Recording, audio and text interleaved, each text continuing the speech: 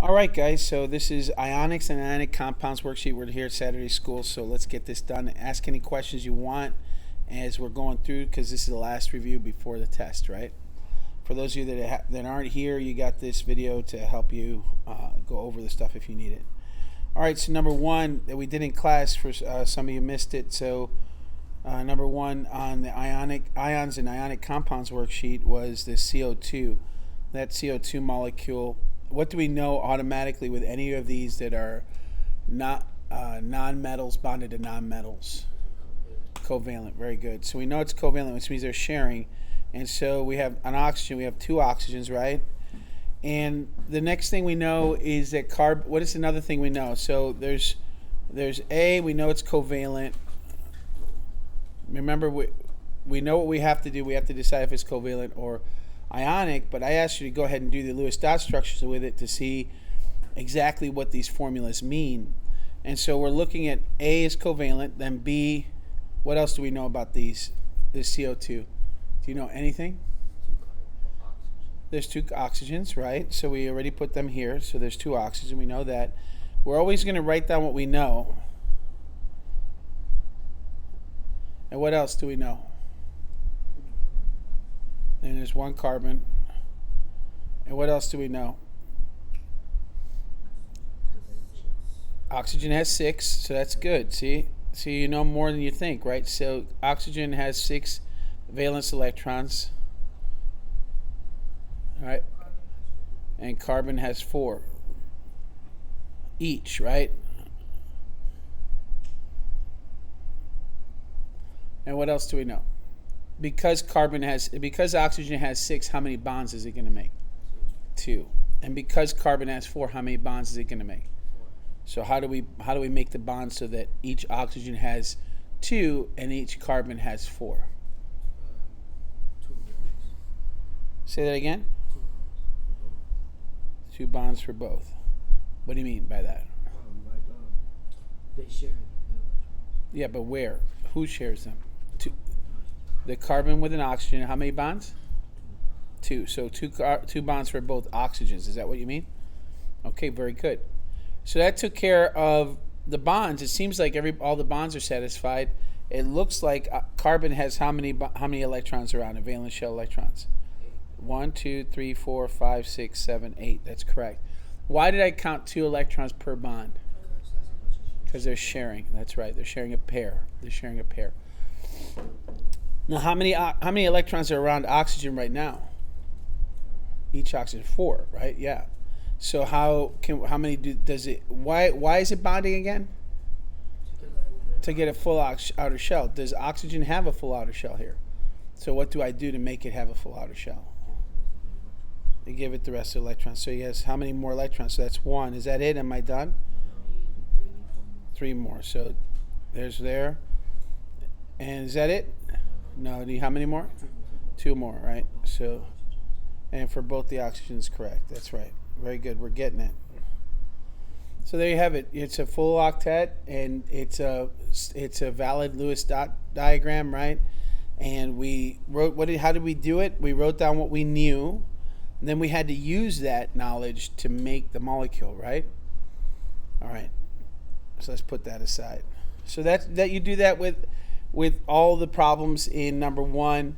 I told you to go ahead and put a line through B, which is SO3, because it's a little bit complicated. It has resonance structure. We don't need to talk about it. You know it's a covalent bonding though, right? Because it's 2 nonmetals. But don't worry about drawing the Lewis dot structure. With E, what do you see about E? E is an interesting one, and I'm not going to do C. C is what? What is C? Covalent or ionic? Ionic. Why did you say ionic? It's a metal and non-metal. Metal and non-metal are ionic. So now, when you look at E, right, and it says, and it's an interesting one, so I want to do the Lewis dot structure for it. So let's do the Lewis dot structure for E.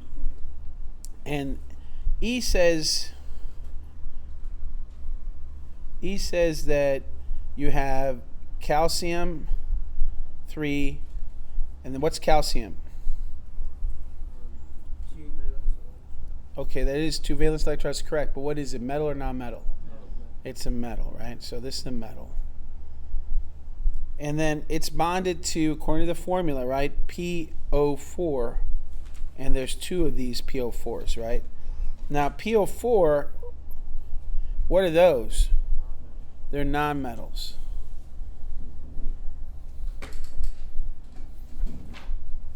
All right, so when we're looking at the metals and nonmetals, what do you know about these two, this and this? What kind of bonds going on here? Ionic. And what kind of bonds going on in here? Say what? Covalent, that's right. So these are covalent. So that answers the question. So this is both, right? Because you have metal and nonmetals bonding, that's ionic, and then the nonmetals together are covalent. So if we go ahead and we draw out PO4, right? Then, and the calcium. So calcium ions, somebody said there were 2 electrons each, right? And there was how many of these? 3, right? And each of these calcium ions, electrons have, elements have 2 electrons in the valence shell, right? How many does it need to give up if it's going to be a full octet? It's going to give up 2. So it's the valence shell is going to look like this, isn't it? Right? So each atom's going to have a full octet, but it'll be a +2 charge, right? Everybody okay with that? So that's what's happening with the 3. So that gives you 6 electrons to work with, right? Does that make sense? So these atoms now, these elements have given up 6 electrons.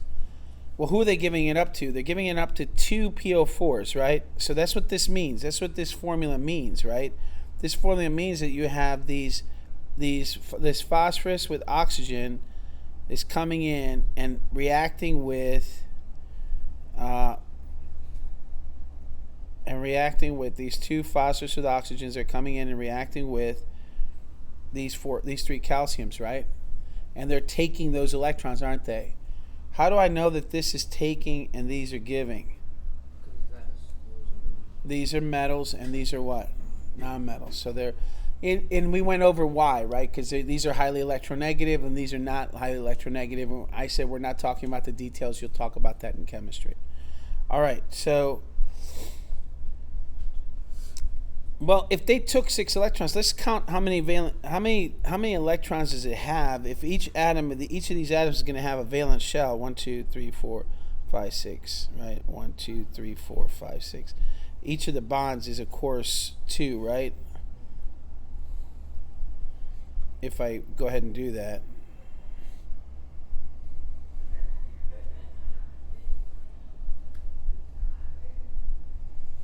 Right? Let me take care of the last one here.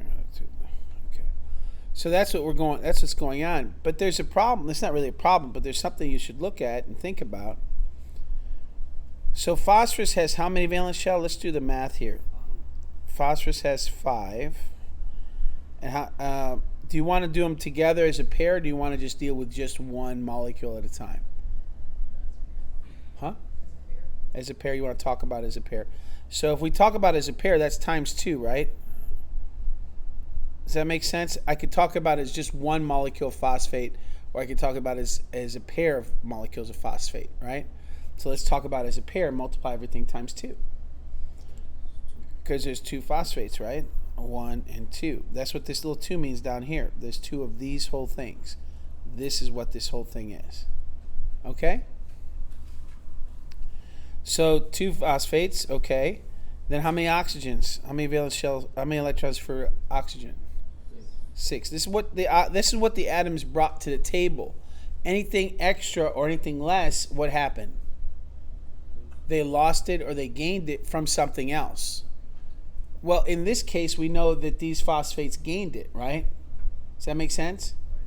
We know we gained it because what happened? Look at it. What's going on?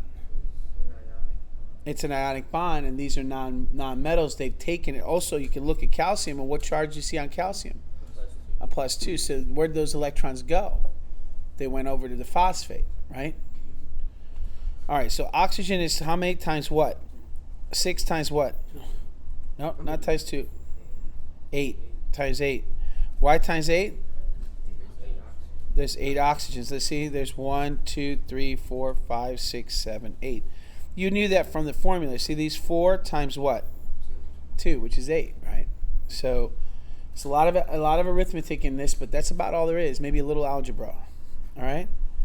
All right. So let's go ahead and add those up. We're adding these up. The phosphate. Oh, this is their valence electrons that they brought. Okay. When the atoms were neutral. When they were neutral, right? When the electrons and the protons balanced each other out, right? This is what we're talking about. We're calculating that, right? So what's 5 times 2? 10. What's 6 times 8? So what do we have? How many do we have? 58. So we have 58 electrons in the valence shell when these molecules are neutral, right? So now let's count how many we actually have. We have 1, 2, 3, 4, 5, 6, 7, 8, 9. This is now we're counting. Excuse me. Let me make sure we understand. Now I'm counting to see how many electrons are around these molecules when they have a full octet. Because 58 is not with a full octet, right? That's the neutral. Now we're gonna. Why did they bond? Why did all this happen? So that each atom could have a full octet. So that's why we put a full octet around each atom. So now let's count how many electrons we have in these pairs of molecules. 1, 2, 3, 4, 5, 6, 7, 8, 9, 10, 11, 12, 13, 14, 15, 16, 17, 18, 19, 20, 21, 22, 23, 24, 25, 26, 27, 28, 29, 30, 31, 32, 33, 34, 35, 36, 37, 38, 39, 40. Somebody write that down, 40. Let me ask you a question. How many would you expect to have extra? How many extra would you expect to have? Why do you say 6? Because there's 2 pairs of a full octet. What I left off counting here, right? Did I count these? Okay. I see now. Now I have to go back. I told you to write down, but I didn't write down. Okay. So, anyways, the point is, 6 is the right answer. But why do we expect there to be 6? Yeah, that's right, because the calcium gave 2 each, right? And so we'd expect that there'd be 6 extra over here, right? The calcium gave it up so that they could have a full octet. They have a +2 charge, so you'd expect that there would be 6 extra among these. Does that make sense? Let's see if we're right. So let's do it. Let's do the count again. 1, 2, 3, 4, 5, 6, 7, 8, 9, 10, 11, 12, 13, 14, 15, 16, 17, 18, 19, 20, 21, 22, 23, 24, 25, 26, 27, 28, 29, 30, 31, 32. So 32 times 2 is 64. So 64, what do we got? When I subtract 58 from 64, what do I get? How many do I get?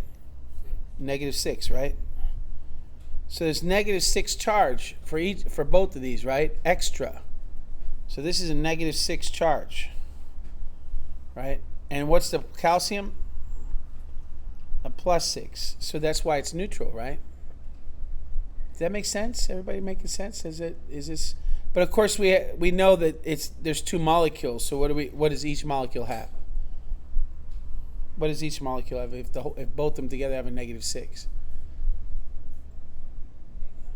-3. They each get an extra 3 electrons. You see, calcium will give up 2 electrons. Each phosphate needs 3. So think of it this way. How can I possibly make -3 and +2 equal each other? The value, the number. How can I make 3 and 2 equal each other? Not the sign. Whole numbers, you can't do half numbers or any kind of fractions. I say what? You've never heard of the lowest common denominator? You've heard of that, right? You covered it in math, right? Maybe it's a little foggy to you. But you have 2 and 3. What can I do to 3 to make it equal? What can I do to this phosphate that has a 3 charge? How many of these do I need to equal 1 calcium. Well, they're not equal to each other. So how do I make them equal? How do I make the 2 and the 3 equal to each other? You multiply the 2 by 3, so 1, 2, 3, right? And I multiply the 3 by 2, 1, 2, so I get -6 and I get +6. You see how math helps? Okay, so these work out. No matter how you look at it, this formula works out, doesn't it? It's really beautiful when you think about it. It's really a beautiful thing to experience, to see all this work out and all the rules come together, and you can check yourself and you know you're right because everything works out, right? No matter how you look at it, it's correct. So not a lot of things in life are like that. So take a moment and appreciate it. All right, so that was phosphate, and I want you to remember that phosphate is one of the most important molecules that you have in your body. It is at the core of your DNA. It's at the backbone of your DNA. It's part of ATP, which is the energy molecule that's a currency for everything that your cells do. So nothing in your body works without this molecule. All right, so one of the most important molecules in your body. And in all life, by the way, interestingly, it's not just your body, it's everything in the world. Now let me say this. Point this out very clearly. Phosphate comes from rocks. Isn't it interesting that all life on Earth uses this molecule, and this molecule comes from non-living things, rocks. So the source of our essence comes from rock. So it's interesting. All right. So let's look at this electron dot structure. The following elements you should be able to do. Calcium obviously is 2 dots. What's selenium?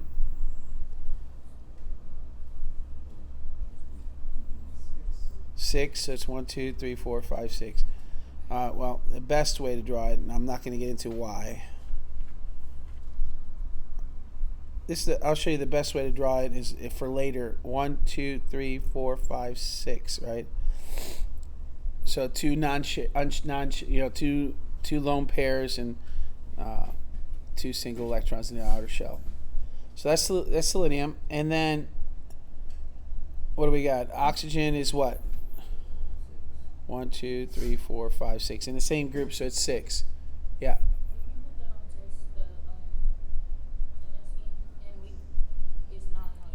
Yeah, it's okay as long as there's 6. You'll see that in chemistry this becomes important for a couple reasons. First, there's this thing called spin, and you have to position them in their proper orbitals, and so it's going to be important for you to do that. And secondly, what I like about doing it this way is that when I got to make a pair, when I know that I need one here, don't I? And I know I need one here. If I put them together, I might forget. But I know that I need these electrons filled to have a full octet. So when I go to make a bond, I can draw the bond easily if they're alone, right? It also has to do with geometry. So water is the shape that it is. If you look at water, it looks like this because the lone pairs are pushing them around. And that's a whole nother story I don't want to get into, but that'll be stuff you cover in chemistry. But water has this molecular geometry because of the fact that it has lone pairs pushing the bonded ones around. All right. So that takes care of number 2. You can do the rest on your own. What about this number 3 is really important for your test because this was what you had to do on your test, right? And you're going to have to do it again on Monday. Does that make sense? And don't worry, Samaya, I know you have to leave, but this will be recorded and sent to you this afternoon. What about the completing the table? The key to completing the table is that what you're dealing with is breaking down all the steps that you need to do to get to the answer. Okay? So if we do oxygen, and the next question is, are you gaining or losing? You're gaining, right? And you're gaining because it's a non-metal, and it needs how many? It needs 2 to fill its octet. And what's the charge on the ion? -2 because it gained. Please pay attention that it gained, so it's negative. All right, let me not put that because somebody will get confused. Let me redo that. I say it gained, and because it gained, the sign is negative. The biggest mistake people made on the test is they kept mixing up positives and negatives. They didn't know something was gaining or losing. All right. So oxygen. What's that formula? It's O -2, or they like to put 2 negatives, so go ahead and do it. And what's the electron dot structure?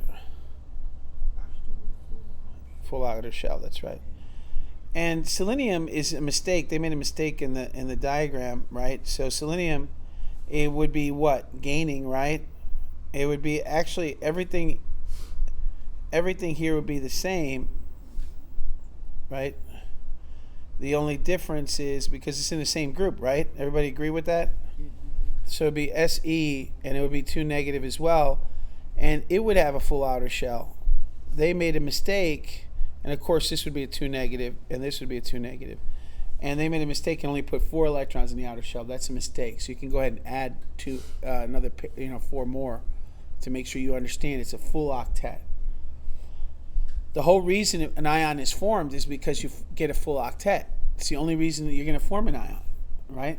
It becomes oxidated because you're getting a full octet. Otherwise, there's no reason for it to do it. Remember our 2 rules, right? Neutrality and full octet. We get this? Do I need to do any more of these? That's gaining, right? And then losing would just be I'm going to go ahead and do lithium because lithium is a kind of an interesting example. Because I know we talk about octets, but lithium actually has only 2 in the outer shell, right? You remember that? Do you remember why? So let's go ahead and do that. Let's put lithium. You know what? Let's just reduce this. Huh? Lithium It's in the first column. That's right. So let's go ahead and do lithium.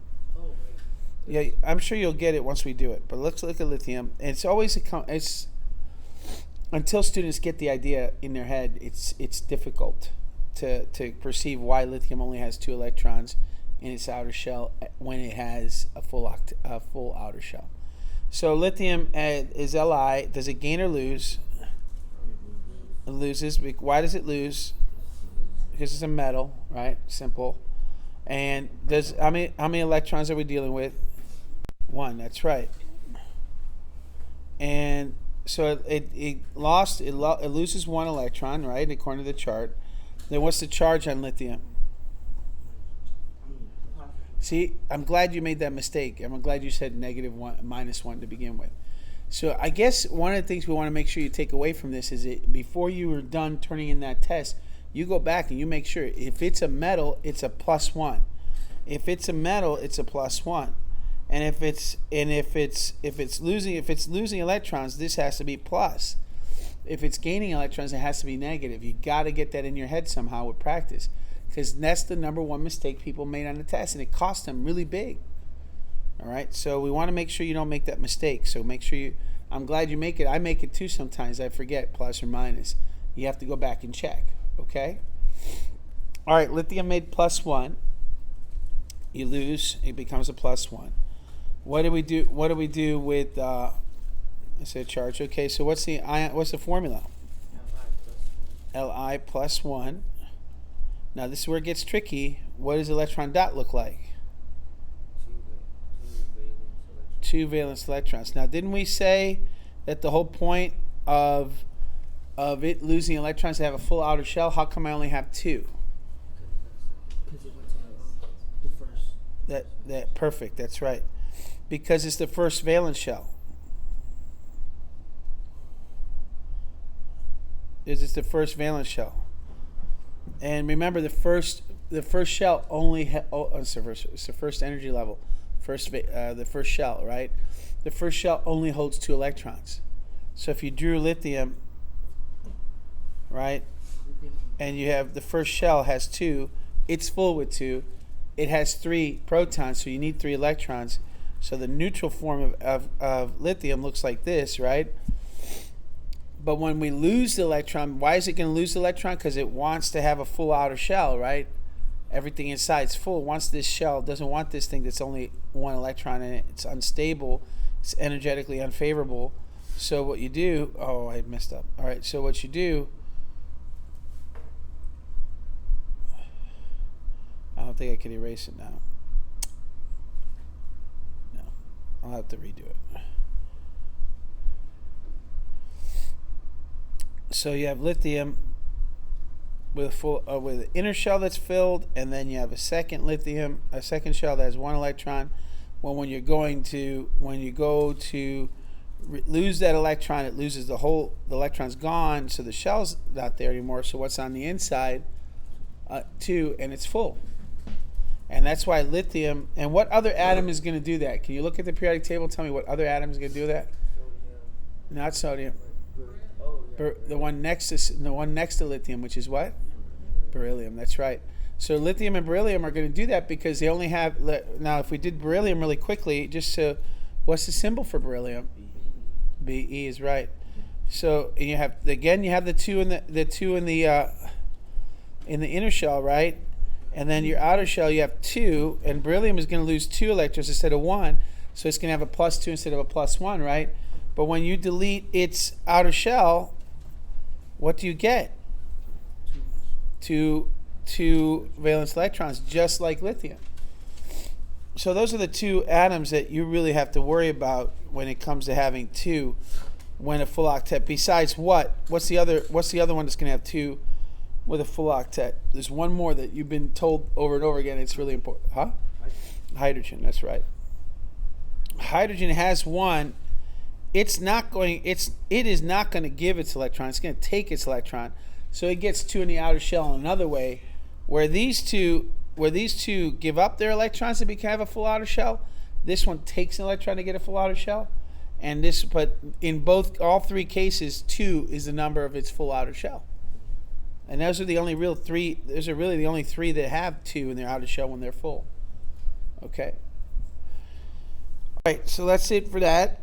Now let's look at this formula writing stuff. Some people got confused, and the reason people were getting confused is they forget the basic chemical formula format, right? And that's that you have reactants on this side,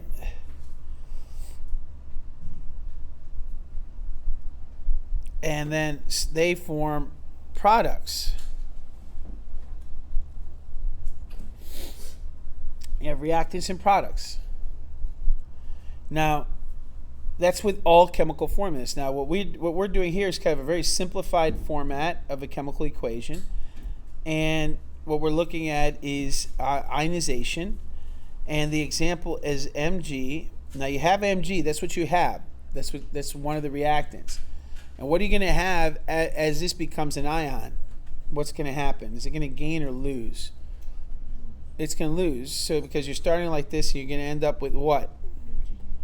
Mg plus 2. Why does it plus 2? It lost 2 electrons. Why did it lose 2 electrons? That's right. 2 in the outer shell, it becomes a full octet inside. So Mg plus 2 plus what? What's the other thing that was produced when it became an ion? 2 electrons. And that's the whole point of this activity. This part of the activity is just trying to get you to remember that when you form an ion, you're literally releasing 2 electrons. That's a thing.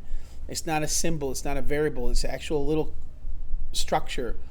It's a little particle, and it has a charge on it, a negative charge, and you're releasing 2 of them. And so that's actually happening. So that's the whole point of that.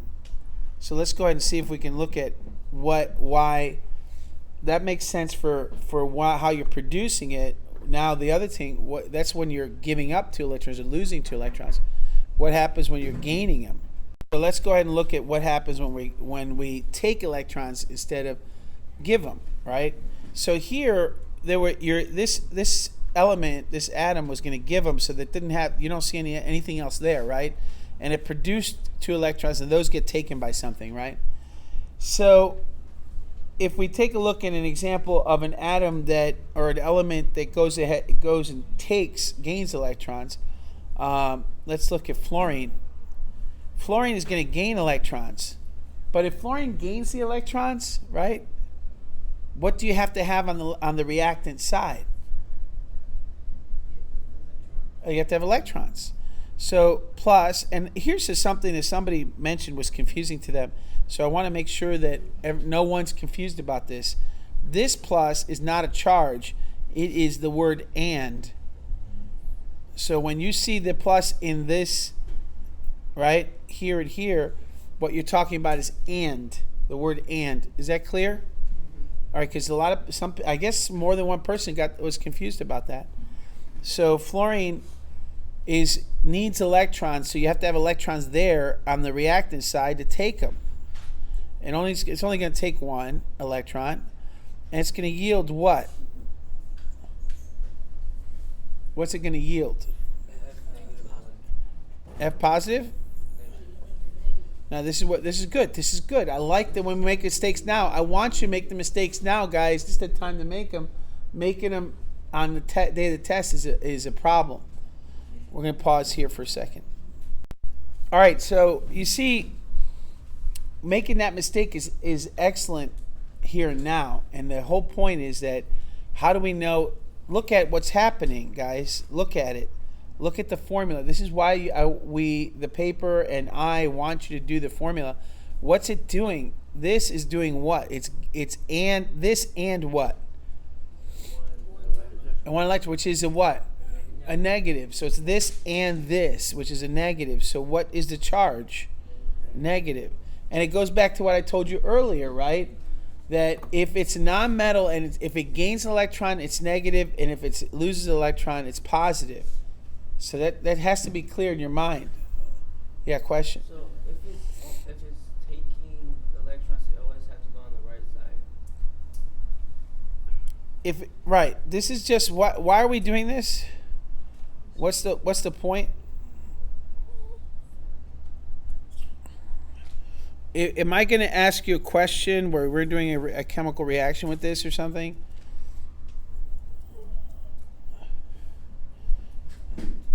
You know, when we're looking at this and we're doing these formulas, what's the point?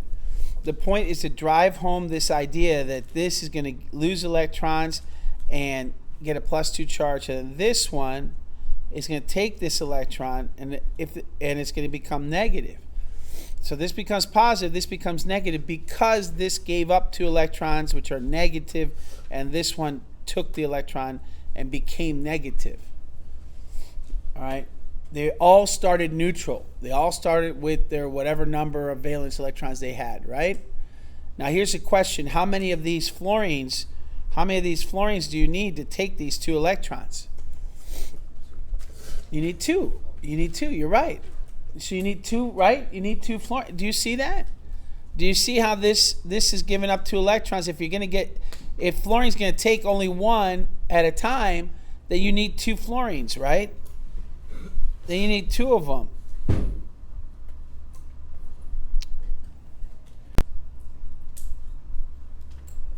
So you need another fluorine to come in and take another electron to yield another fluorine negative. Why did you need that? Because this has 2 electrons sitting there, right? And each fluorine is going to take an electron. So let's go ahead and draw what would be the formula. Then, knowing all this, what would be the formula of the product? So, and what would be the reactants? So what we would do is we would say magnesium, 1 magnesium plus 2 fluorine atoms, right? Or actually, another way might happen is, since fluorine is probably going to come this way anyways, fluorine atom like this, 1 mole of fluorine, right? So that's 2 atoms, right? Everybody okay with that? And that's going to yield, right, a magnesium and what? And F2. MgF2, right? But we have to know when we're looking at it that this is an ionic, right? An ionic compound. We know that we need 2 of these. How did we know we needed 2 of these? Because this produced 2 electrons. And this needed to take up 2 electrons. It could only take up 1 at a time. Does that make sense? So this is MgF2 because this is 2 electrons and this is plus 2. This is 2 electrons and this can only take 1 a piece. And so when you see this, also you should know that these two are say what? Yes, that's right. Very good. These are halogens, but they're also just 2 negatively charged ions, and this is 2 positively charged ions, and they're kind of hanging out there, right? Waiting with all this extra energy. They hang out with each other. This is called a salt, right? And they're hanging out with each other because they become neutral when they're near each other. And that's why you need 2 of these, only 1 of these, because if you had 2 of these, you'd need 4 of these, right? Because these would, every one of these, you're producing more and more electrons. All right. So that's it for that. That helps us understand another part of the problem, that variable question on the test that I'm sure somebody has a question about in a second. So section number 5, diagram 5 says, okay, you got lithium, and you got chlorine, and they say diagram the formation of ionic compounds using Lewis dot structures, include the charge of the ion. So basically what we just did, right? Lithium comes with how many valence electrons? 1. Chlorine comes with what? Let me draw it a little bigger for those of you in the back. 3, 4, 5, 6, 7. So what's going to happen here? Anybody know? Lithium's going to give its 1 to chlorine, and then what's going to happen on the other side is, what are we going to get? Li, and we have to do Lewis dots. So how many dots around Li? 2. Why 2 dots? Bless you. That's its full octet, right? Because the first shell is full, and it gave up the 1. So, and it's plus 1. That's right. So now what? Now I added these. I should put a plus there, shouldn't I? There should be a plus there. All right. And chlorine is going to be what? See here, I want to point out that I added lithium, right? Neutral lithium. I added neutral chlorine. And when I add these two, I come up with something that's a salt. Something that's lithium chloride. So lithium, and what's the other thing? Cl. And what's Cl? How many electrons are going to be around Cl? 8. That's right. Why are there 8? Because the whole reason they're doing this is to get a full octet. And what's the charge on this? Negative. If you're taking, you're becoming more negative. -1, and the other one's +1. So would you still put the and? No, it's not and anymore, right? Why? Because this is one thing. This is a compound, right? That's how you formed this, LiCl. It's a compound. It's an ionic compound, so there's no bonds. You see there's no lines, right?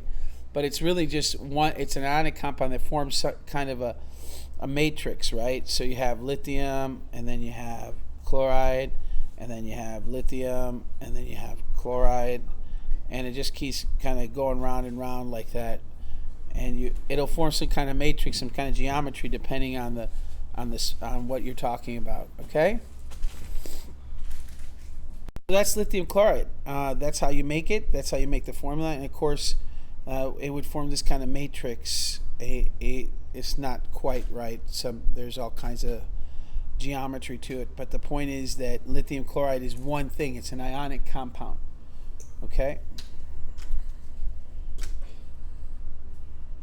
So lithium chloride, that's how you make it, and you would do that with all of them. Does anybody have trouble with this? Does anybody seem like they're going to have issues with it? Yeah. F. Yeah, I figured you might have trouble. I'd like to do F and G, I think, are kind of the two that, I don't know why. Yeah. All right, so let's look at, in fact, let's look at Al2, right? S3. Let's do some of the stuff that we did just a few slides ago. All right. Al2. Al has how many valence electrons each? 3. And S has how many valence electrons each? 6. So how many does, okay, so it has 6. So what would be the charge on Al if Al became charged? What would be the ion that you'd form with Al? How many?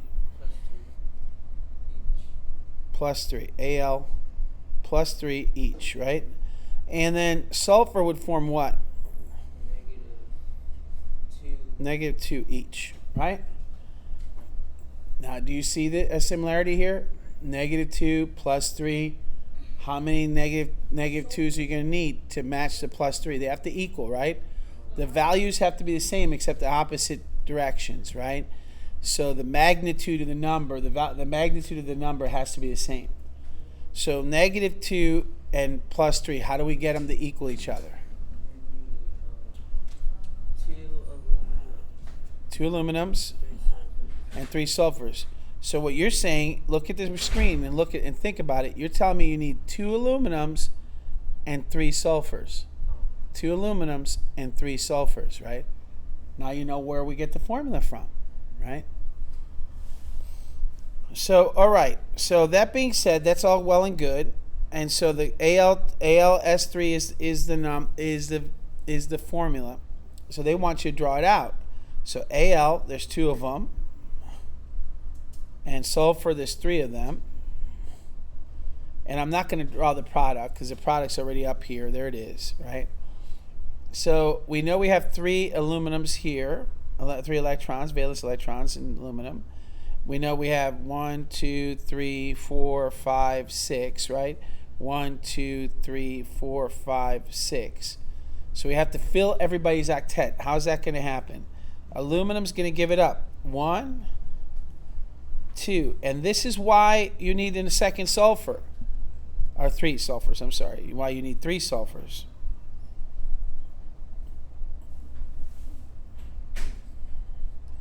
You need 3 sulfurs because if you look at this, aluminum gave up 2. Sulfur has a full octet, doesn't it? But then what does aluminum have? There's 1 little electron left over, and that's no good for aluminum. It's very unstable. So with another sulfur, that gives you the ability to get rid of that one, right? And then this aluminum here can get rid of this electron and put it here. But then it has 2 electrons left over. Where's it going to put it? In the third aluminum. And that's the whole reason why you have to balance out the number of aluminums and sulfur, because these valence shell electrons have to find their final place to be. And so that's what's going to happen, right? And if we look at what we make, what is it that we make? We make, I'm going to go ahead and do it, aluminum with 1, 2, 3, 4, 5, 6, 7, 8, right? And there's 2 of them, right? Do you agree? Because we got rid of the 3 electrons. And it's going to have a plus what? It's good. Well, each one's going to have a plus 3, but it's plus what together? There's plus 6 together. And then, because I want to point out that the reason it's plus 6 is because there's 2 of them. Do not, I'm going to say this especially to the people at home that are watching this, right? Do not think that each aluminum has a plus 6. That's not true. Each aluminum has a plus 3, but there's 2 of them, all right? Then what do you form then with the sulfur? You have sulfur. What's the valence shell electrons around sulfur? 8 again. So full octet. And how many sulfurs do we have? 3 of them. Oops, let me write that a little more. 3 of them. And what does each sulfur have? What charge does each sulfur have? -2. -2, right? Because it's taking. And what charge does 3 of them have then? -6, because it's -2 times 3. So it's -6. It's -2 times 3. -2 times 3 is -6. So of course these balance out, so it's neutral, and that's why you have this molecular formula. Okay? Does that make sense? All right. Now nitrogen, the reason I want to do nitrogen is because it's an interesting little beastie. Nitrogen nitrogen has how many valence shell and electron? How? 5. 1, 2, 3, 4, and 5. And in the formula is Ca3N2. How many does nitrogen need when it forms an ion? What ion does it form? It's a -3. Why -3? Why'd you say that? Because it needs to take 3 electrons. Right, because it needs one here, it needs one here, and it needs one here, doesn't it? So it needs 3 electrons. When it takes 3 electrons, it becomes -3. All right, so then you have 3. So there'll be 3 of these. There'll be 2 of these. Excuse me. Let me make this a little smaller, I think. Oh, all right, that's fine. And so we have another nitrogen with exactly the same situation, right? It needs one here, it needs one here, it needs one here. And then we have how many calciums? And how many electrons each in a valence shell? 3 calciums, 2 valence electrons. And we have 3 of them, right? And the whole objective with calcium is it's a metal, so what's it trying to do?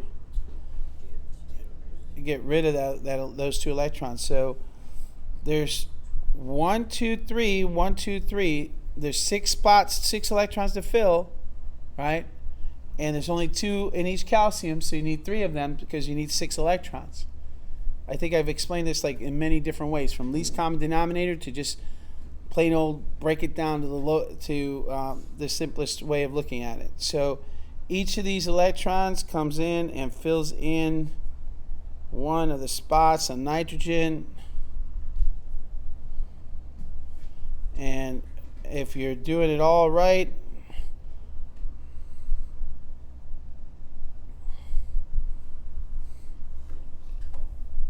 all the electrons are filled, all the calciums have a full octet, all the nitrogens have a full octet, and that's how you form calcium nitrate. Or not nitrate, calcium nitride, I guess. Are we good? All right, so those are the ions, and they all work the same way. There's no surprise to them, and everything is based on those two rules we talked about: a full octet, right, and a full outer shell, anyways, and a neutral atom. All right, so let's take a look at the other one, the basic bonding basics review, and then I'll answer any questions on test, and then this video we can.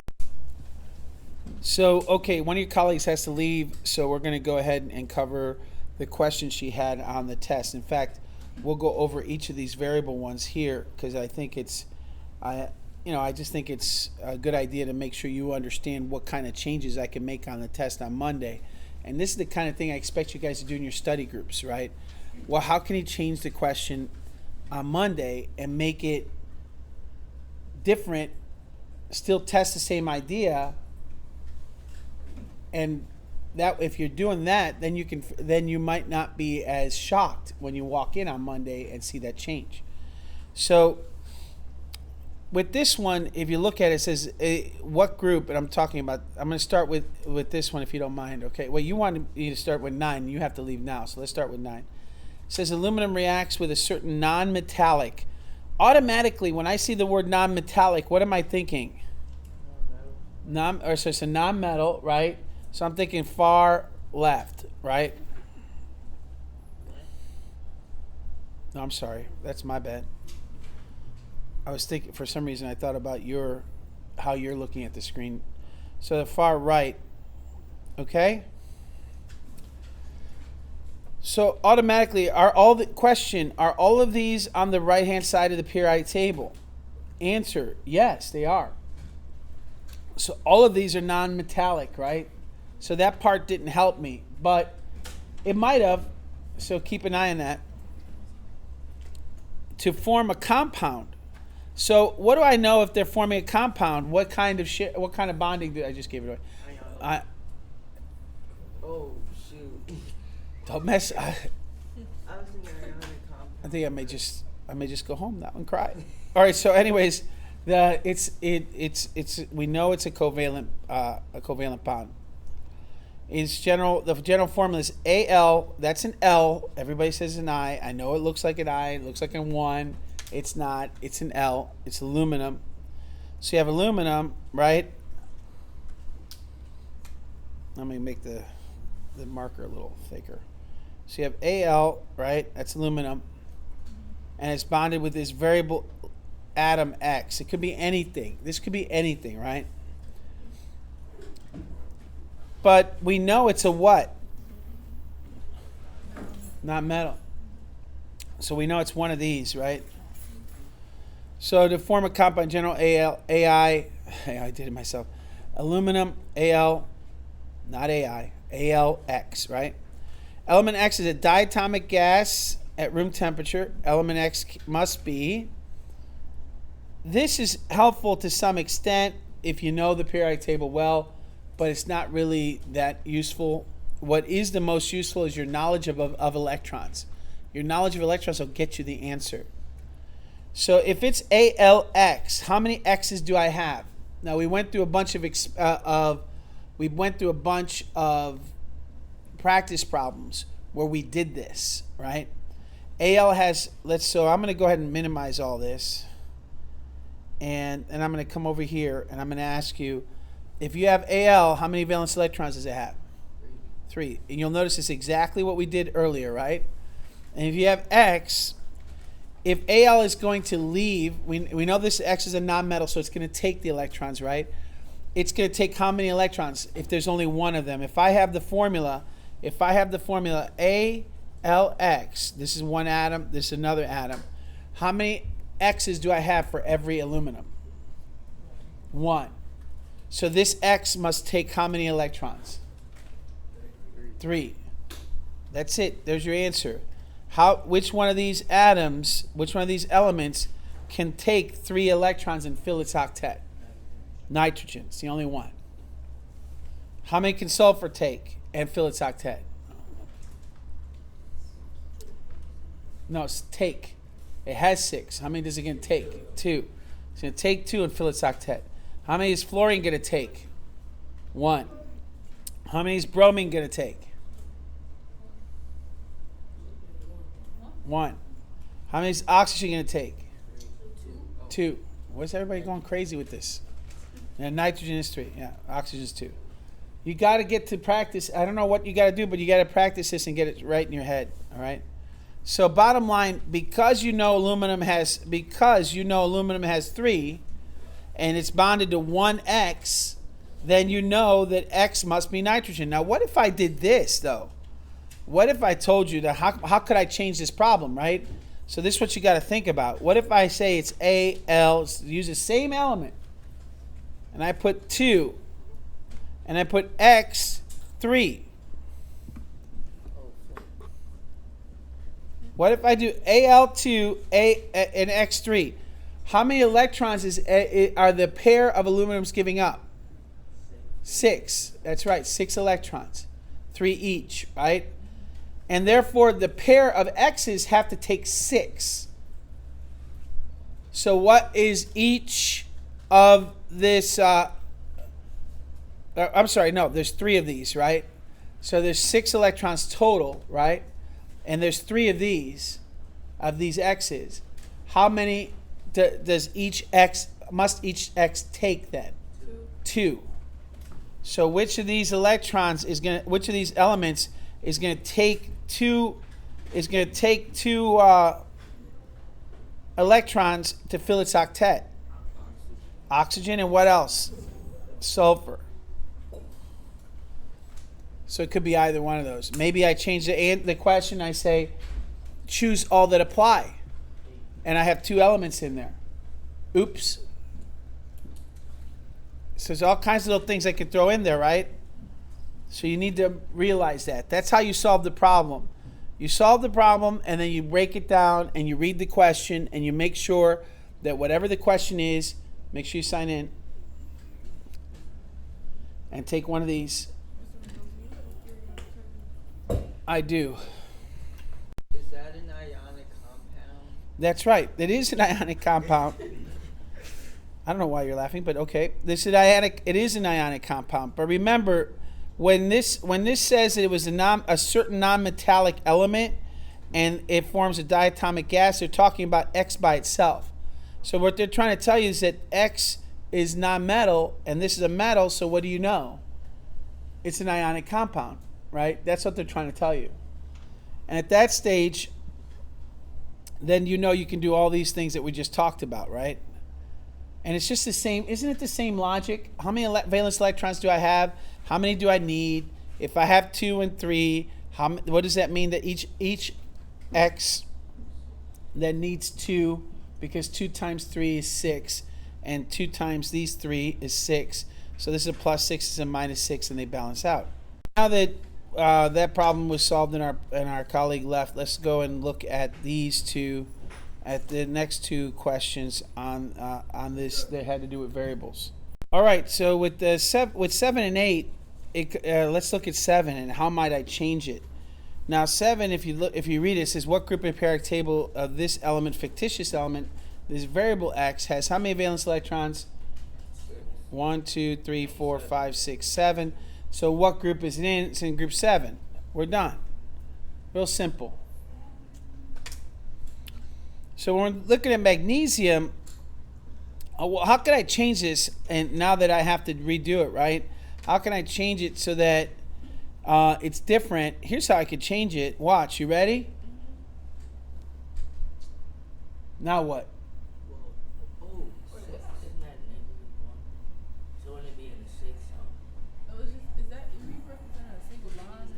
So if this fictitious element, and I would put ion instead of element, it would say fictitious ion. If this fictitious ion had, and let me go ahead and change it. Let me just change it here, ion. Right? X with a -1, right?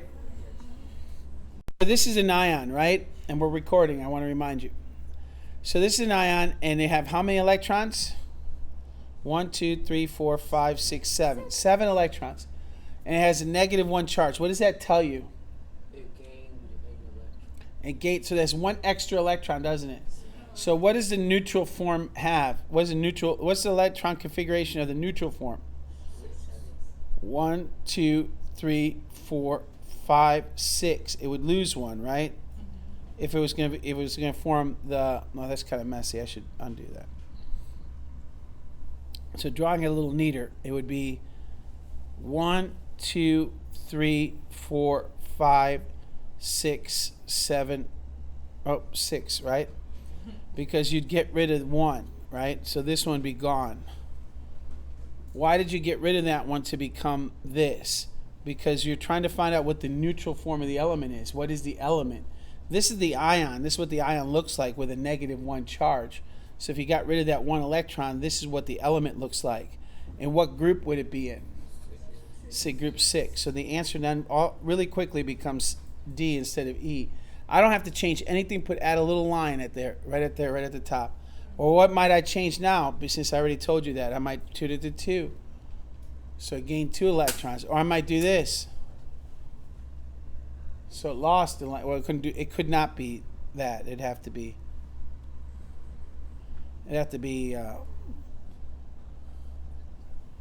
right? So I could change it in all kinds of ways just by giving it a charge and calling it an ion, right? Wait, +1. So if it was +1, so if it was +1, it lost an electron. So if it lost an electron, and it really wouldn't happen because of what it would actually have to be. So if it lost an electron, if this is +1, right? And this is an ion, right? +1 meant what? It lost an electron. So that, what do you have to do to this?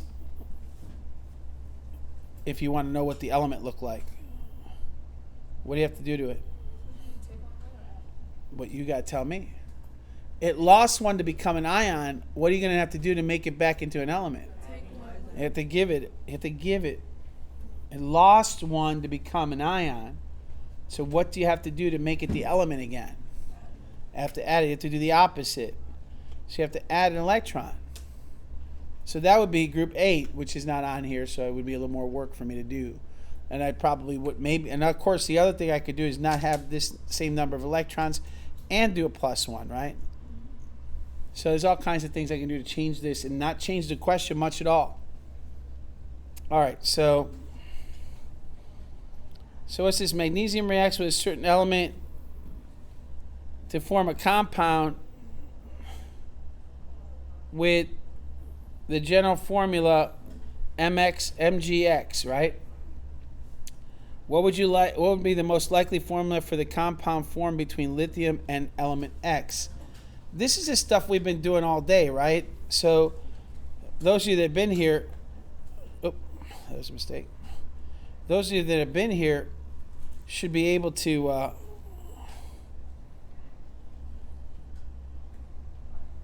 so those of you that have been here should be able to do this without too much trouble. But let's go ahead and do this together. So magnesium reacts, right? So you got Mg. Let me use a different color. So you have Mg, and it's going to react. And what is Mg? It's going to form what kind? It's going to form a compound. Did it tell you molecular or ionic?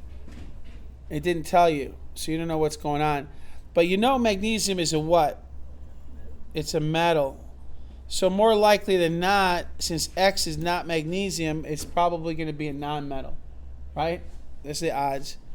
And likely for the compound between lithium and X. So now that they changed the metals out, right?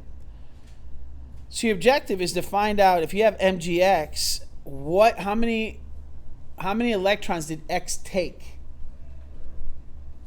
2. It took 2. How do you know it took 2? Because magnesium is in the second column. It gave 2. Magnesium gave 2. Who took it? It was X, right? So X, the ionic form of X is -2, right? And then magnesium is +2. Everybody okay with that? So, okay, so we know that. So now what's going to happen with lithium? Now that you know that, you figured that out. Oh, what the heck. Now that you know that X is what? -2, right? So now when you're taking magnesium, I'm sorry, not magnesium, sorry. You're taking lithium. What is lithium?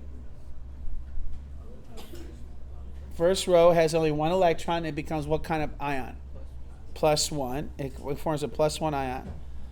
And then you have lithium. How many lithiums do you need to bond with this one to get a 0 charge? You need 2 of these. Lithium +2 matched with this one, right? Gives you what? What's the formula then? Li2X. Every 2 lithiums for every X because of the charges, just like we did earlier in the previous slides, right? So this is the answer right here. Everybody okay with that? Okay. So let's go on to the second worksheet that we have the answers for already. All right, so let's quickly go over this last one, the bonding basics review. And this should be pretty straightforward. There really shouldn't be any questions, but I want to make sure everyone's up to date on this. So you have an element bromine, lithium, calcium, sulfur, boron, silicon, phosphorus. These are the atomic symbols. These are number of electrons. These are the valence shell. These are how many electrons are gained or lost by this atom. Now, when they say oxidation number, that's the same as charge. That's the same as charge, and that's a fancy word for saying charge. All right? And you can find this on a good periodic table. A good periodic table will tell you all the possible oxidation states, all the possible charge states that an element can have. And you'll see here that some elements have more than one. Silicon can have more than one. In fact, oxygen can too. And so silicon can lose 4 electrons or it can gain 4 electrons. It's a really strange bird. But we don't talk about it at this level of chemistry. So that's why I said don't worry about oxidation number. Don't even worry about this. This is correct, but don't worry about it. With oxidation states, that's chemistry. That's not biology, okay? So it's and we could go into what it means What does oxidation state mean? What it means is when it's an ion, what charge does it take on? That's it. All right. All right.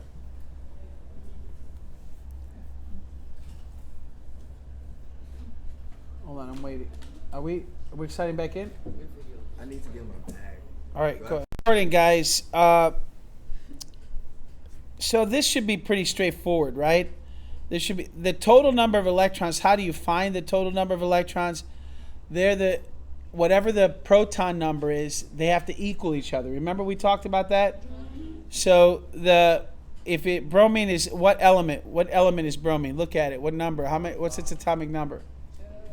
You know it's 35 because you listened, right? So you don't even have to look at the periodic table, but you can look at the periodic table. It should say 35, right?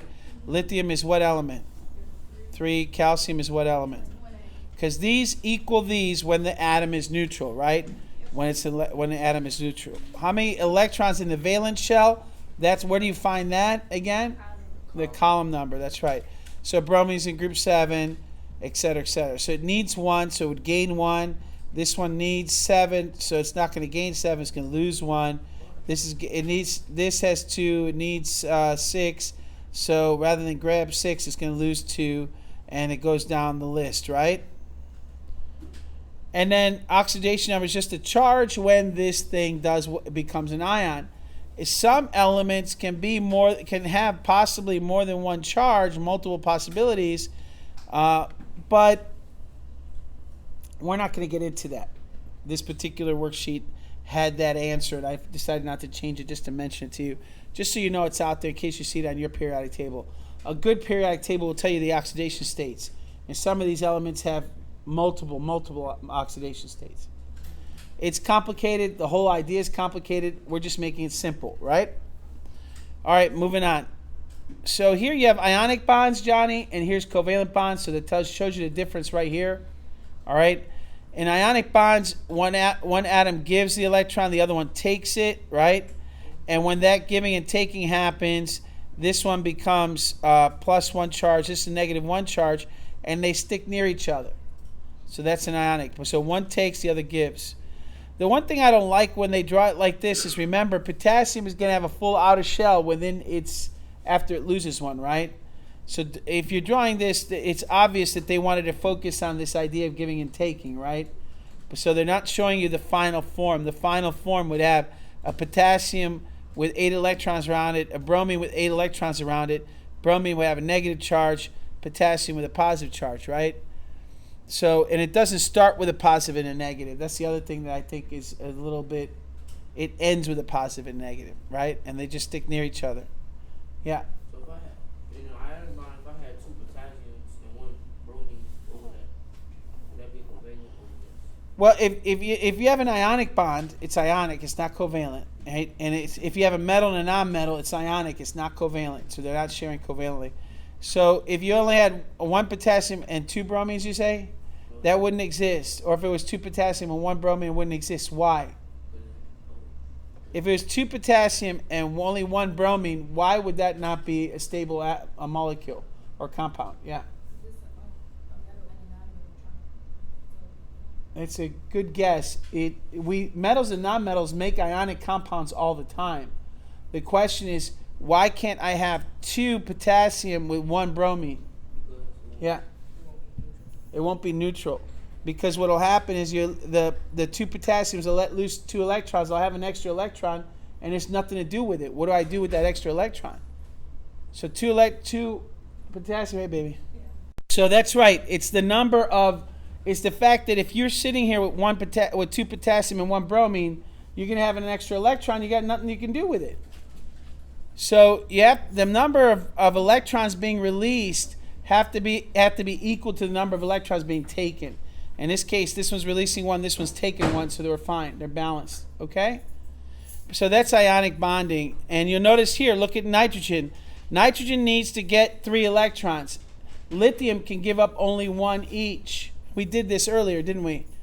And what happens is that you need 3 lithiums so that each lithium can release an electron, and that electron can satisfy nitrogen. Does that make sense? All right.